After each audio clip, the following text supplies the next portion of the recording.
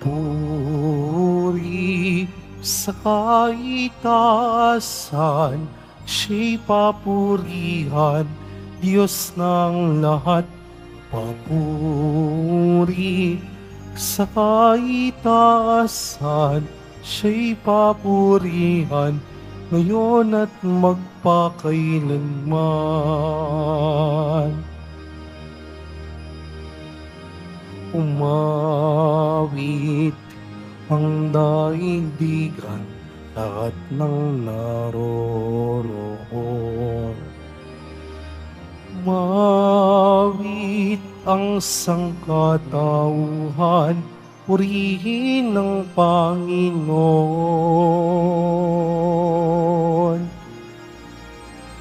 Papuri sa kaitaasan, siya'y papurihan, Diyos ng lahat. O papuri sa kaitaasan, siya'y papurihan, ngayon at magpakailanman. Sa ngala ng Ama at ng Anak at ng Espiritu Santo, Amen. sumainyo ang Panginoon. At sumaiyo rin. Mga kapatid, aminin natin ang ating mga kasalanan upang tayo'y maging marapat gumanap sa banal na pagdiriwang.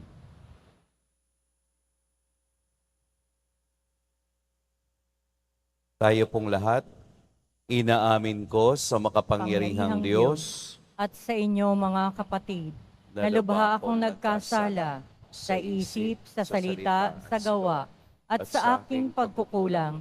Kaya isinasamo ko sa mahal na Birheng Maria, sa lahat ng mga anghel at mga banal, at sa inyo mga kapatid, na ako'y panalangin sa Panginoong ating Diyos. Kaawaan tayo ng makapangyarihang Diyos, patawarin tayo sa ating mga kasalanan, at patnubayan tayo sa buhay na walang hanggan. Amen. Panginoon, kaawaan mo kami. Panginoon, kaawaan mo kami. Kristo, kaawaan mo kami. Kristo, kaawaan mo kami. Panginoon, kaawaan mo kami. Panginoon, kaawaan mo kami. Manalangin tayo. Ama naming makapangyarihan, pakundangan sa pagpapakumbaba ng anak mong masunurin, ibinangon mo sa pagkadapa ang sangkatauhang masuwayin. Ipagkalob mo sa amin ang banal na kagalakan upang kaming sinagip mo sa kaalipinan ay magkamit ng iyong ligayang walang katapusan. Sa pamamagitan ni Jesucristo, kasama ng Espiritu Santo, magpa sa walang hanggan. Amen. Magsiupo muna ang lahat. Pagbasa mula sa aklat ni Propeta Oseas.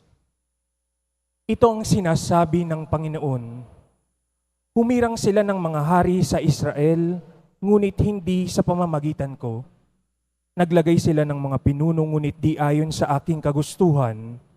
Ang kanilang mga alahas na ginto at pilak ay ginawa nilang mga Diyos-Diyosan, at ito ang kanilang sinamba. Itinatakwil ko ang guyang ginto ninyo, mga taga-Samaria, nagpupuyos ang galit ko sa kanila. Kailan pa sila dapat parusahan? Ang Diyos-Diyosang iyan ay ginawa ng tao, hindi iyan Diyos. Kaya't ang guya ng Samaria ay magkakadurog-durog. Hangin ang kanilang inihasik at ipo-ipo ang aanihin nila.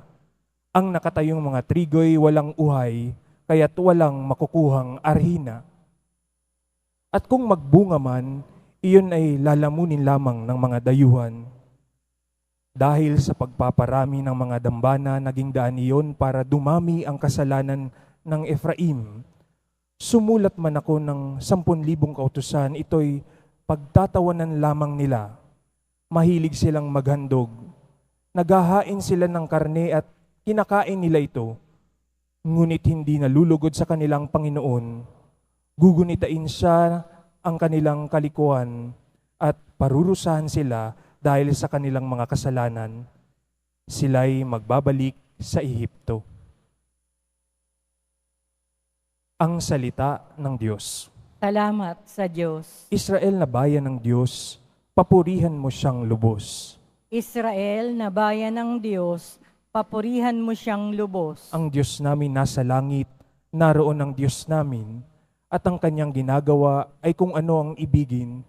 Ginawa sa ginto't pilak ang kanilang mga Diyos, sa kanila'y mga kamay nitong tao ang nag-ayos.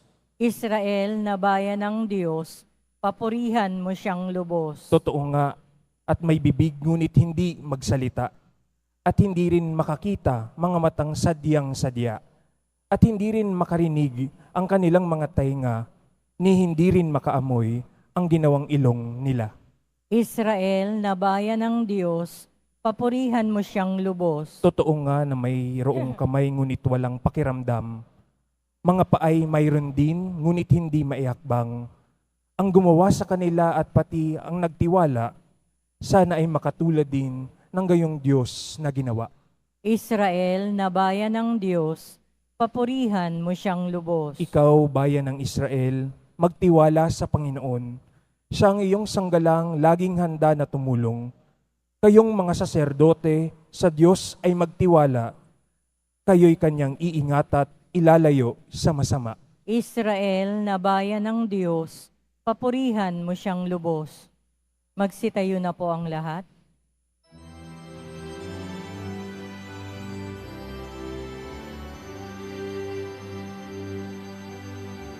Hallelujah, Hallelujah, Hallelujah, Hallelujah.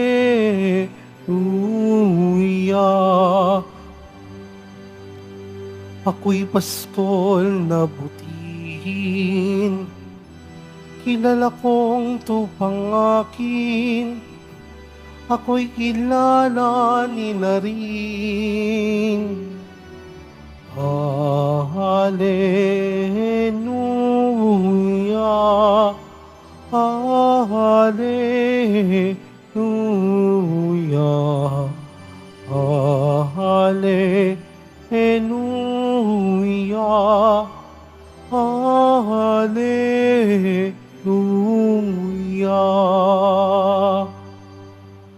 Sumainyo ang Panginoon. At sumaiyo rin. Ang mabuting balita ng Panginoon ayon kay San Mateo. Papuri sa iyo, Panginoon. Noong panahong iyon, dinala kay Jesus ang isang piping inaalihan ng demonyo. Pinalayas ni Jesus ang demonyo at nakapagsalita ang pipi. Namangha ang mga tao at sinabi nila, "Kailanmay walang nakitang katulad nito sa Israel." Datapwat sinabi ng mga Pariseo, ang prinsipe ng mga demonyo ang nagbigay sa kanya ng kapangyarihang magpalayas ng mga demonyo. Nilibot ni Jesus ang mga bayan at nayon at nagturo sa mga sinagoga. Ipinangaral niya ang mabuting balita tungkol sa paghahari ng Diyos at pinagaling ang mga may sakit, anuman ang kanilang karamdaman. Nang makita niya ang napakaraming tao, nahabag siya sa kanila sapagkat sila'y lito at lupaypay, parang mga tupang walang pastol. Kaya't sinabi niya sa kaniyang mga alagad, "Sagana ang aanihin, ngunit kakaunti ang mga ani. Idalangin ninyo sa may-ari ng anihin na magpadala siya ng mga manggagawa sa kaniyang aanihin." Mga kapatid, ang mabuting balita ng Panginoon. Pinupuri ka namin, Panginoong Hesukristo. Magsiupo muna tayong lahat.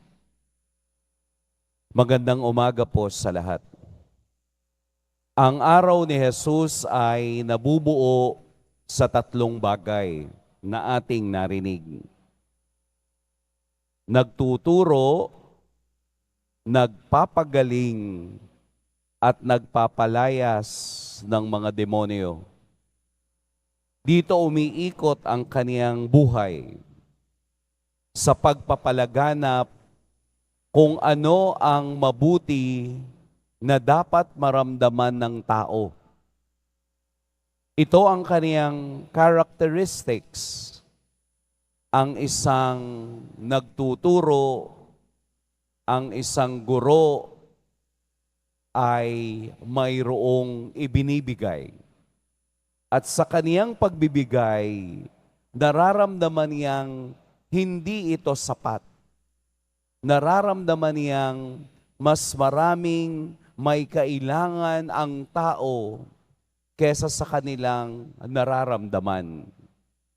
Kaya napakaganda na ang Ebanghelyo ay makita natin bilang pagtawag din sa atin at pagsama kung ano ang ginagawa ng ating Poong Jesus Nazareno. Makikita ninyo dun sa isang talata, nahabag siya sa kanila sapagkat sila'y lito at lupaypay, parang mga tupang walang pastol. Ang salitang nahabag siya, sa Ingles mas malalim. Pity. Nahabag siya sa mga tao. Bakit? Anong kalalagayan ng mga taong nakita niya? Lito, lupaypay, parang mga pastol na walang, alam nyo na, nag-aalaga. Yung pagkalito ng tao, ang nagbigay kay Jesus ng isang hudyat na kailangan niyang muling ipadama ang kaniyang awa at ang kaniyang pag-ibig. Paano ba malito? Paano ba maging lupaypay? Sapagkat ang daming tao na nalilito at nalulupaypay. Nalilito sa takbo ng buhay. Nalulupaypay, napapagod sa problema ng buhay. Sila ay, yumayakap na lamang sa mga bagay na madaling magbigay sa kanila ng consolation. Ligaw. Yun bang naghahanap palagi ng instant answer o madaling kasagutan sa bagay na nagpapagulo sa kanila. Naalala ko na sa isang lugar, ako ay nagmisa.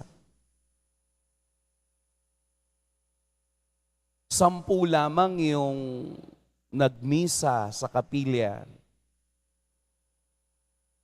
Karamihan, nasa barangay hall. Anong kasabay ng misa? Ayuda. Yung mga tao nandoon, lahat sa barangay hall, kasi may namimigay ng bigas na may pangalan. Nakakalimutan ng tao na madali tayong mabusog sa 1 hanggang 2 kilong bigas. Pero pagkatapos ng isang araw, muli kayong magugutom. Pero ang alay ni Jesus na habag, ang alay ni Jesus sa pagtanggap ng kahinaan ng tao, ang siyang nagpapalakas kung bakit hanggang ngayon tayo pa rin ay matatag at malakas na humaharap sa hamon ng buhay. Ang 2 kilong bigas ay pagkaing pisikal. na nauubos at nawawala. Pero ang kaniyang banal na Eukaristiya ay ang pagkaing espiritual na kahit mamatay ang ating pisikal, ang espiritual ay patuloy na tatakbo at haharap sa Diyos. Kaya nga ang sabi ni Jesus sa kaniyang mga alagad, maraming aanihin, kakaunti ang mang-aani. Idalangin ninyo sa may-ari ng anihin na tayo ay magdasal at manalangin dahil sa panahon ngayon, marami pa ring nalilito, nalulupaypay at parang mga tupang walang pastol. Lumapit tayo sa tunay na larawan ng awa. Lumapit tayo sa tunay na larawan ng nagpapabusog ng ating espiritual na buhay.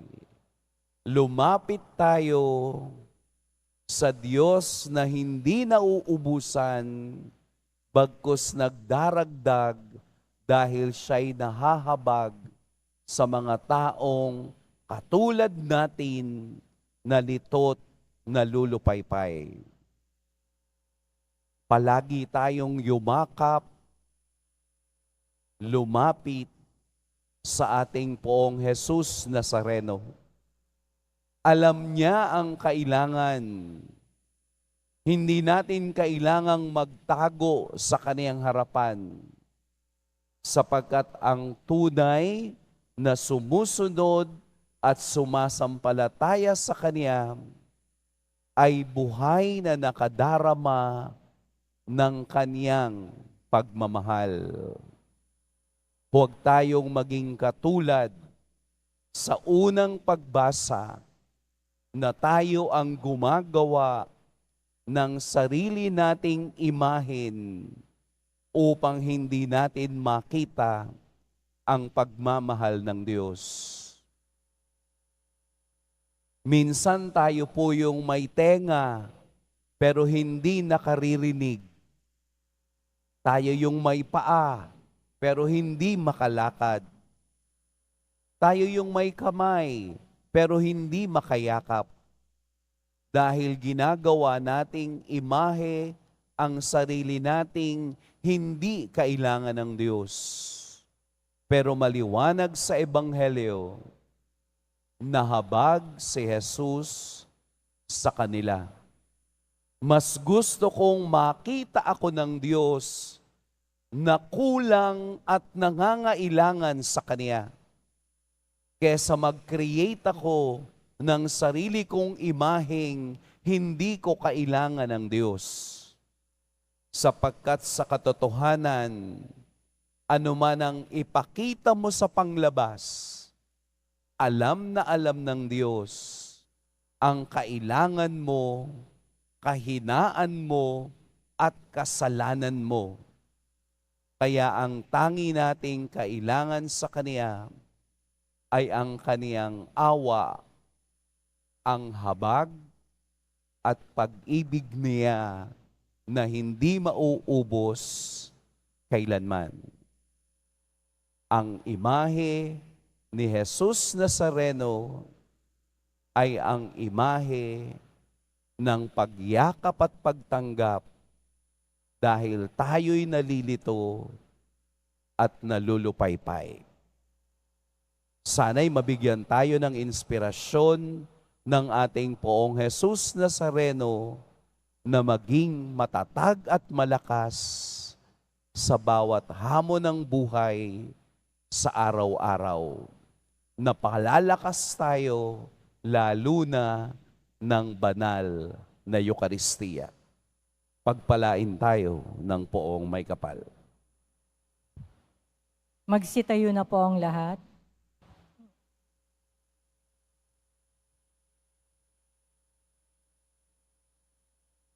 Minamahal kong mga kapatid, sa pamamagitan ng pagkapari sa bagong tipan. Idinulot ng Diyos ang magpatawad na paglilingkod ng kaniyang anak sa atin. Lumapit tayo sa Panginoon ng ani at manalangin. Panginoon, magpadala ka ng mga manggagawa sa iyong anihan. Panginoon, magpadala ka ng mga manggagawa sa iyong anihan. Ang mga tinatawag sa paglilingkod sa bayan ng Diyos bilang mga pari naway dumami pa. Manalangin tayo. Panginoon, magpadala ka ng mga manggagawa sa iyong anihan. Ang mga bansang sarado sa Ebanghelyo naway maihanda at maging mga matatabang lupa para sa paghahasik ng salita ng Diyos. Manalangin tayo. Panginoon, magpadala ka ng mga manggagawa sa iyong anihan. Ang mga naglilingkod na pari, madre, relihiyoso, katikista, at laikong apostolado naway makahikayat ng iba pa upang sumama sa kanila. Manalangin tayo. Panginoon, magpadala ka ng mga manggagawa sa iyong anihan. Ang mga naglilingkod sa mga natatanging serbisyo sa ating sambayanan, naway mapalakas natin ang loob at ating suportahan. Manalangin tayo. Panginoon, magpadala ka ng mga manggagawa sa iyong anihan. Ang mapagpatawad na sakripisyo ni Kristo naway magdulot sa mga yumao ng kalwalhatian. Manalangin tayo. Panginoon, magpadala ka ng mga manggagawa sa iyong anihan. Panginoon ng ani, sa pamamagitan ng aming mga panalangin, tipunin mo ang iyong bayan. Bigyan mo kami ng marami pang manggagawa sa iyong misyon upang mapadali ang pagdating ng iyong kaharian sa pamamagitan ni Kristong aming Panginoon. Amen. Magsiupo muna ang lahat.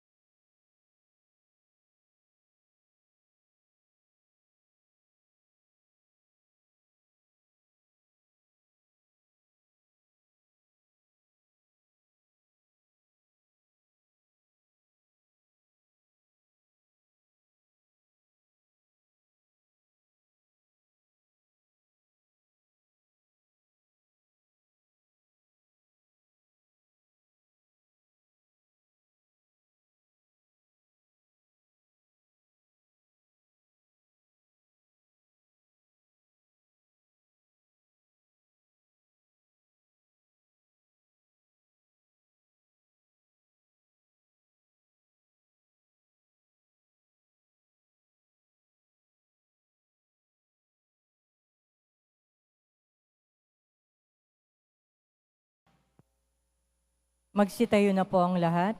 Manalangin kayo mga kapatid upang paghahain natin ay kalugdan ng Diyos amang makapangyarihan.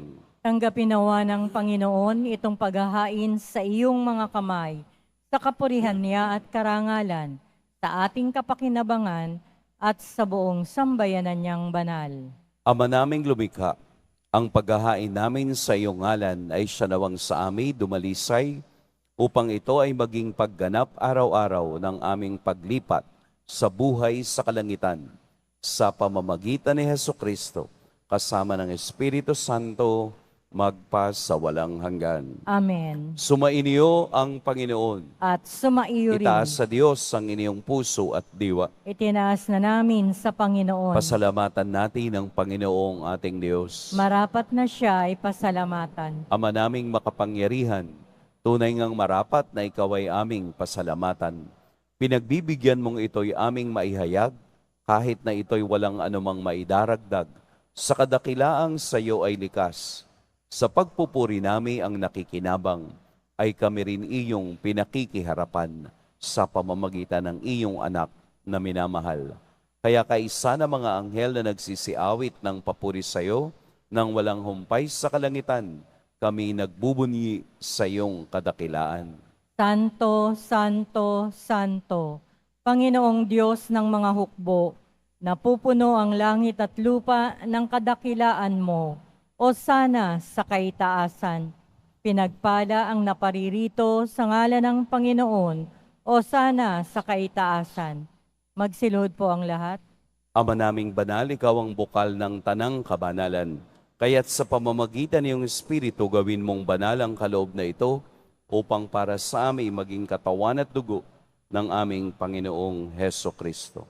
Bago niya pinagtiis ang kusang loob na maging handog, hinawakan niya ang tinapay, pinasalamatan kaniya, pinaghati-hati niya iyon, iniabot sa kaniyang mga alagad at sinabi, "Tanggapin ninyong lahat ito at kanin, ito ang aking katawan na ihahandog para sa inyo."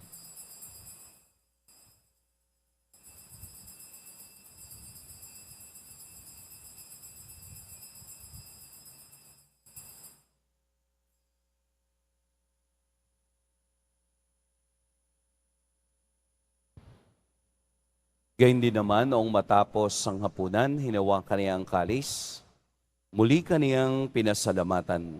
Inabot niya ang kalis sa kaniyang mga alagad at sinabi, "Tanggapin ninyong lahat ito at inumin, ito ang kalis ng aking dugo. Nang bago at walang hanggang tipan, ang aking dugo na ibubuhos para sa inyo at para sa lahat, sa ikapagpapatawad ng mga kasalanan. Gawin ninyo ito sa pag-alala sa akin."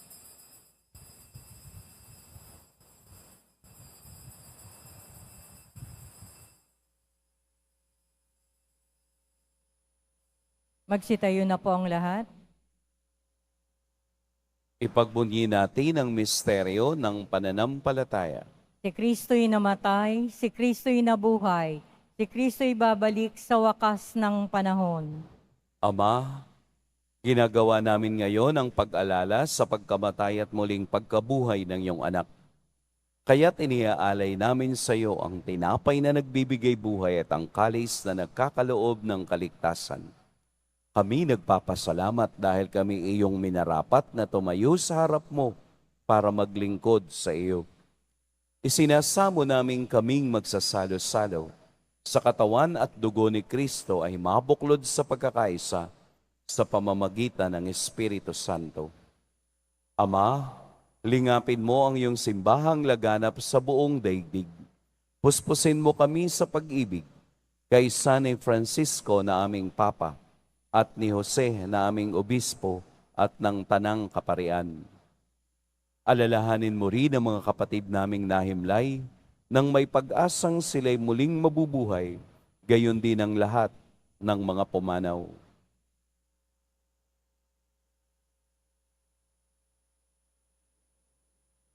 Kaawaan mo sila at patuloyin sa iyong kaliwanagan. Kaawaan mo at pagintapating kaming lahat na makasalo sa iyong buhay na walang wakas. Kaisa ng mahal na Birheng Maria na ina ng Diyos, ng kabiyak ng puso niyang si San Jose, kaisa ng mga apostol ni San Juan Bautista, at ng lahat ng mga banal na namuhay dito sa daigdig ng kalugod-lugod sa iyo, maipagdiwang nawa namin ang pagpupuri sa ikararangal mo sa pamamagitan ng iyong anak na aming Panginoong Heso Kristo. Sa pamamagitan ni Kristo, kasama niya at sa Kanya, ang lahat ng parangal at papuri sa iyo, Diyos Amang makapangyarihan, kasama ng Espiritu Santo, magpa sa walang hanggan. Amen. Sa tagubilin ng nakagagaling na utos at sa turo ni Jesus na Panginoon natin at Diyos, ipahayag natin ng lakas loob.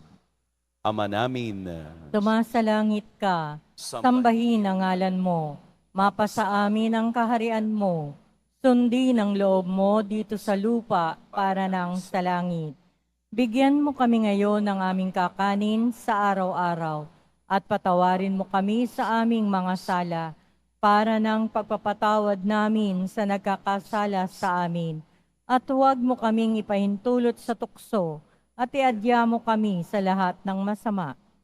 Hinihiling namin kami iadya sa lahat ng masama.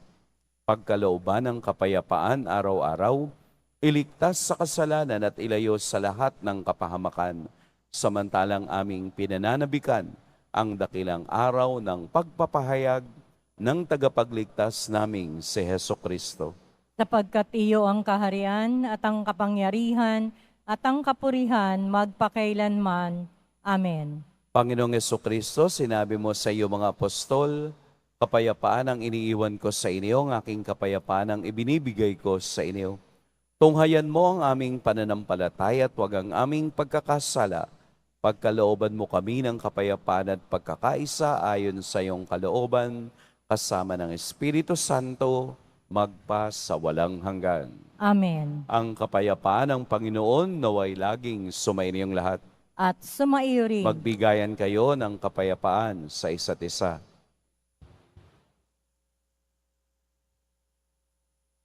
Kordero ng Diyos na nag-aalis ng mga kasalanan ng sanlibutan, maawa ka sa amin.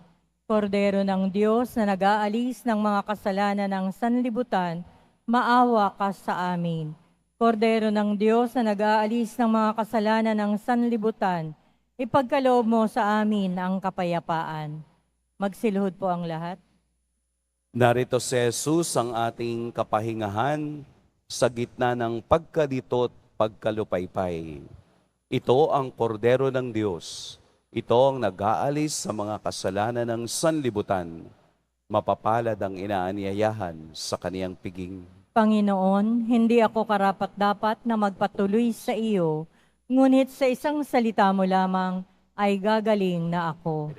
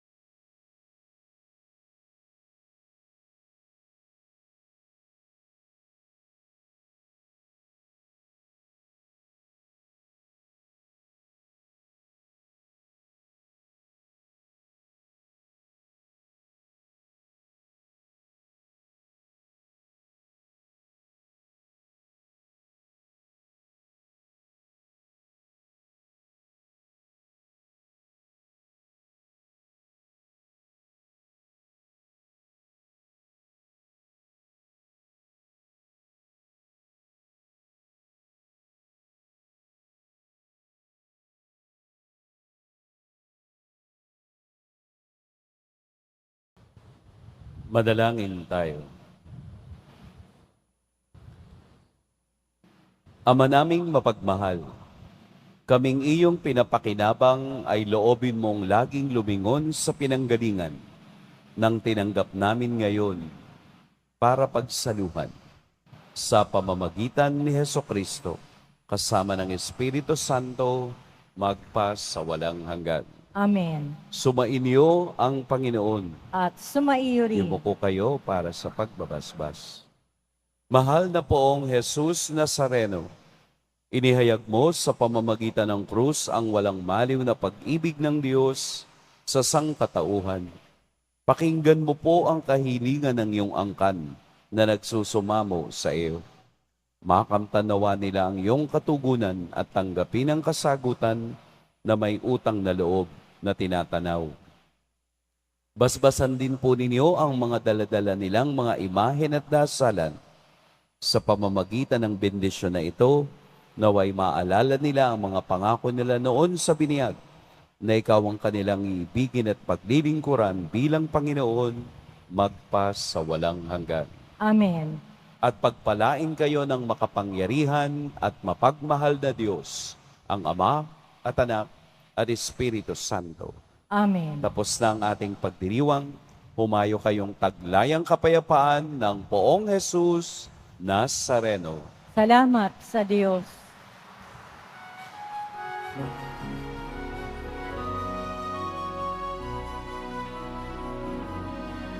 Nuestro Padre Jesus Nazareno, sinasamba ka namin. Pinipinto ka namin. Aral mo ang aming buhay at kaligtasan. Nuestro Padre Jesus Nazareno, iligtas mo kami sa kasalanan. Ang krus mong pinamatayan ay sagisag ng aming kaligtasan. Nuestro Padre Jesus Nazareno, dinarangal ka namin. Nuestro Padre Jesus Nazareno, dinulwalhati ka namin.